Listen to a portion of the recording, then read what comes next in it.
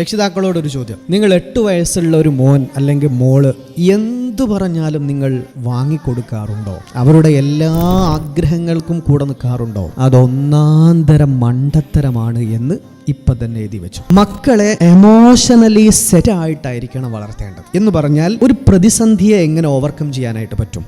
ആഗ്രഹങ്ങളെ മുഴുവനും സാധിപ്പിച്ചു കൊടുത്ത് എൻ്റെ മോളല്ലേ, എൻ്റെ മോനല്ലേ, എൻ്റെ ചെറുപ്പകാലത്ത് എനിക്ക് ദുരന്ത ജീവിതമായിരുന്നു, സങ്കടമായിരുന്നു, പട്ടിണിയായിരുന്നു, പക്ഷെ എൻ്റെ മക്കളെ അവരെ ജീവിതം ഇത് മണ്ടത്തരവാണ്. എൻ്റെ കുട്ടിക്കാലത്ത് എനിക്കിതൊന്നും കിട്ടിയില്ല, അതുകൊണ്ട് എൻ്റെ മക്കൾക്കെങ്കിലും കിട്ടട്ടെ എന്ന് വിചാരിച്ച് സർവ്വ ആഗ്രഹങ്ങൾക്കും കൂടെ നിൽക്കുകയാണെങ്കിൽ നാളെ നിങ്ങളുടെ മോൾ 8ലോ 10ലോ +1ലോ എത്തി, നിങ്ങൾ ഫിനാൻഷ്യലി തകർന്നു രോഗിയായി കിടക്കേണ്ടി വന്നു. ആ സമയത്ത് അത് നിങ്ങൾക്ക് സാധിപ്പിച്ചു കൊടുക്കാൻ പറ്റിയില്ലെങ്കിൽ നിങ്ങളുടെ മക്കൾക്ക് അത് ഉൾക്കൊള്ളാൻ സാധ്യമല്ല, കഴിയില്ല. അതുകൊണ്ട് മക്കളെ വളർത്തുമ്പോൾ അവർക്ക് എല്ലാ ആഗ്രഹങ്ങളും സാധിപ്പിച്ചു കൊടുക്കുന്നതിന് പകരം ആവശ്യങ്ങൾ പൂർത്തീകരിക്കുകയും ദുഃഖങ്ങൾ അവരെ അറിയിക്കുകയും ചെയ്തിട്ടായിരിക്കണം ഓരോ മാതാപിതാക്കളും വളർത്തേണ്ടത്.